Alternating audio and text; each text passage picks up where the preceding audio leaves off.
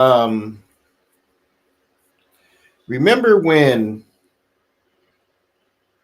Trump used to talk about Obama playing golf way too much because Obama used to get away some time and actually go down and play golf, which Obama was pretty good.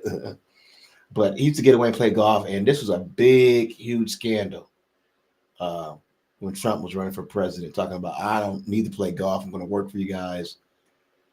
Total bullshit.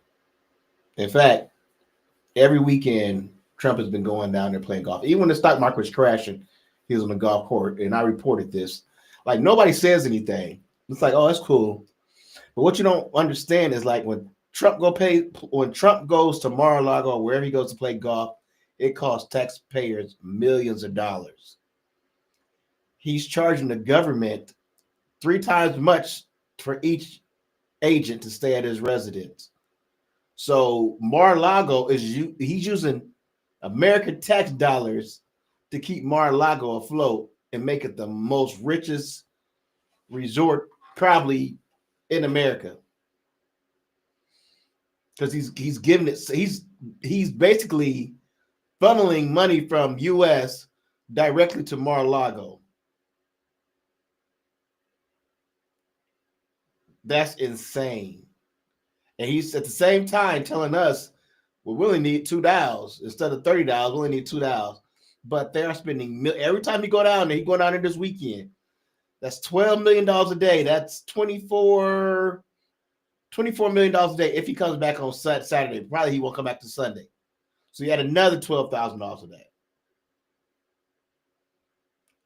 Bro, if this ain't fraud and waste and you trying to save money, it's all bullshit. All bullshit. They're not trying to save money. They're only using money to funnel what they want. I'm going to play you guys this clip because a lot of people be like, oh, well, you don't know what you're talking about. Bro, we all know that he been down there at Mar-a-Lago every weekend. We all know that. That's facts. We all know it costs the president extremely more amounts of money to go anywhere than it would somebody else because security, Secret Service, all of that stuff. So let's take a look because I want people to see what exactly I'm talking about.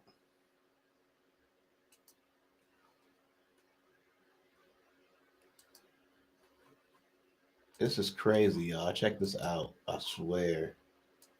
About making Donald Trump as wealthy as possible through the presidency, attacking Donald Trump's political enemies at whatever cost, and of course allowing him to be the dictator on day one that he promised to be. This is a guy who said he would come in and work for you, and every promise he has made, he has failed to keep because he is too busy serving himself and playing golf. And that last part, Donald Trump's golfing has not only been embarrassing as he has neglected his duties as president, which honestly, if he was actually doing winning all the time, more harmful and helpful to the country, but his golfing has become a bigger problem as of recently because what was just discovered in the House Republicans' budget is causing a huge scandal, not just for Trump, but those Republicans in Congress. We're going to get into it all, but before we do, if I could quickly ask you to leave a like on this video, and if you haven't already and you enjoy our channel, to hit that subscribe button. It goes a long way, and it really does mean a lot to me. Now, before we get into Donald Trump's golfing scandal, I think it is important to bring up a breaking story about a different cabinet official who would rather do something else than their job. That's Kash Patel right here. Kash Patel accused of being spotted more in nightclubs than at his job. According to a former FBI official, Donald Trump's FBI director is not exactly throwing himself wholeheartedly into his new job.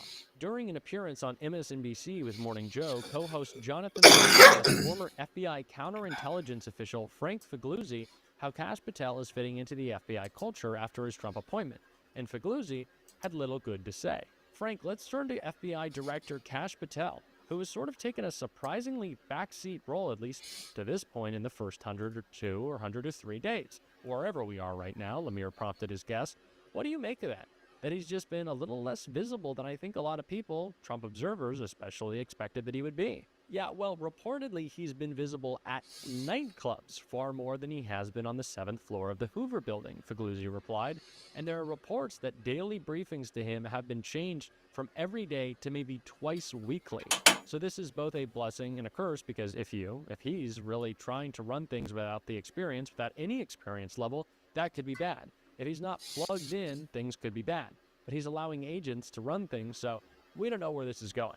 Now, as was stated in that article, it is both true that this is a blessing and a curse. It's a blessing that Kash Patel is out of the FBI building, but it's also a curse considering his deputy is Donald Trump fanboy and podcaster Dan Bongino. So not necessarily great, but clearly demonstrating that the meritocracy that we are promised in this administration isn't there. People more focused with having fun than doing their jobs. And what a shock that that is. But it's not just that they're focused on themselves. They're taking funding to make sure they can be focused on themselves. And that is what is exposed by Congressman Dan Goldman in this clip right here. That's so fun. Coolest plugin I ever used. Arcade. It's used by the top artists. Let's move on. Thank you, Mr. Chairman.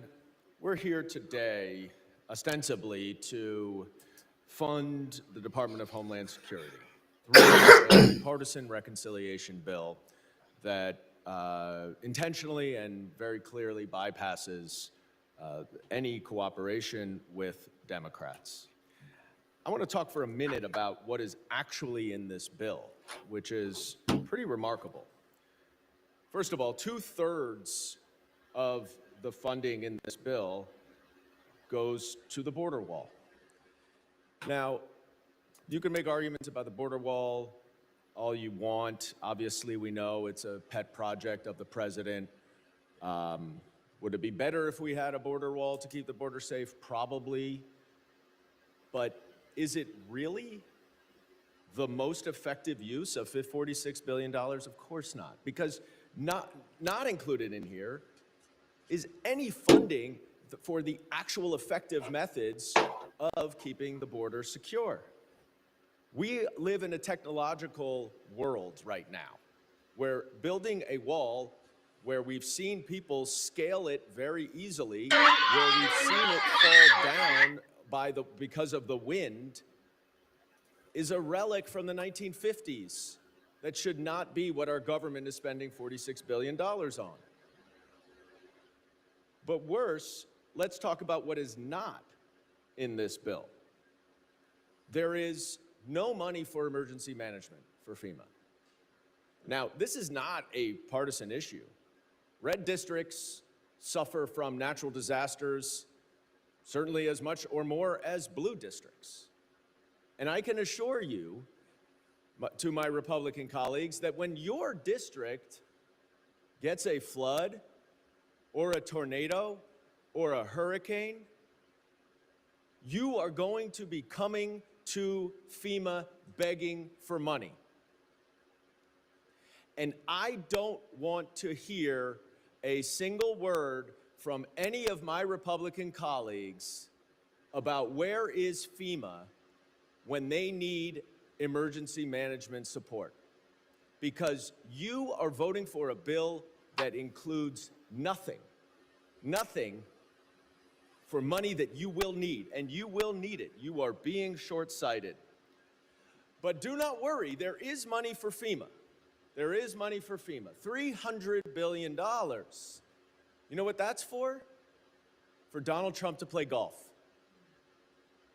$300 million to reimburse local law enforcement for presidential protection related to activities by the president. $300 million. Donald Trump has played golf 24 out of his first 99 days. That is a quarter of the days.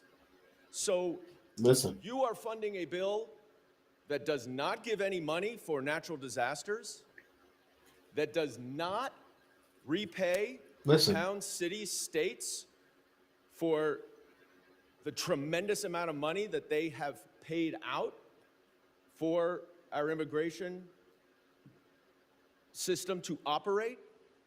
No. And that's red districts too. But we are going to make sure Donald Trump can play golf. Because that's where our $300 million of FEMA money should go to. Yeah.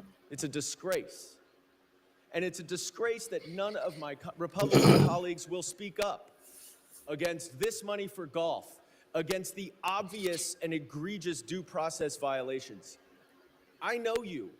I know you are good people. I know you care about due process. You care about the rule of law. And I know in your private moments, when you think about Kilmar Abrego Garcia, and you see that the administration admitted that he was wrongly deported and sent to a prison in El Salvador, that you know that the president should simply bring him back home so he can go through the proper court system. When are you going to speak publicly? When are you going to speak out for simple due process, which is the bedrock of our country? Because now it's going from Kilmar Abrego to American citizens, and who knows when it will be next. Donald Trump's not listening to me, but he will listen to you all.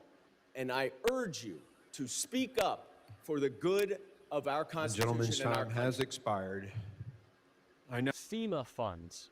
Donald Trump is taking FEMA funds to pay for his golfing. Remember they're talking about taking FEMA funds for illegal immigrants? Disaster relief. He just taking it The for same golf. disaster relief that Donald Trump falsely accused Joe Biden and Kamala Harris of Remember, I just said withholding that. from communities affected by natural disasters, he is now using to pay for his golfing trips. And he's not just paying for them, he's paying his own clubs. So Donald Trump is not only enriching himself, but he's also stealing from you and people in their most desperate time of need. If that is not the perfect encapsulation of his presidency, I don't know what is. It is depraved, it is gross, and it only continues to get worse. That's As we look crazy. at the other most I want depraved other part of people, Donald Trump's administration, his illegal deportation oops. claim, which Congressman Goldman called out right here. You may say, oh, well, United States citizens aren't detained or deported. False. False. By ICE, that is. They have routinely been falsely detained and held, and in some cases, as we now know, deported as children suffering from stage 4 cancer. So that one's not really going to work very well. Then you may say, I mean, there are always the old reliables like, oh, you know, I haven't read the bill yet. That's a good one. But I urge any one of my Republican colleagues just to stand up and say, I voted no because Donald Trump wanted me to.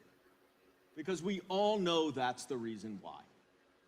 You have spent 100 days handing over every single ounce of congressional authority that you control to Donald Trump's lawlessness and recklessness. You stay quiet when our Immigration and Customs Enforcement sends masked undercover agents to arrest people in ostensible violation of their student visa requirements because they wrote an op-ed. And let me be very clear. That's crazy. No one disagrees more with that op-ed than I do. But we do not arrest people because they write op-eds that we don't like. We also do not criminally investigate people because they spoke out against the president. I didn't hear anything about the president's executive order directing the Department of Justice to investigate 2 people who worked in his first administration. And what did they do? They disagreed with him. That's how Vladimir Putin operates. Yeah. So we're gonna leave it at that. You'll come to your own conclusion. This stuff is getting wild. I mean, you know, I try not to draw anybody to an opinion, but I mean, you guys use your own opinion. You do your own research. You use your own opinion. Do your own research. Don't just take mine. So you know, I always tell people that. So with that being said, we're gonna get out of here, man. Y'all tap in, leave me comments. I'll definitely put them on the screen so people can see them, and then we could discuss it together. All right, cool. I'm out. I'll talk to y'all later.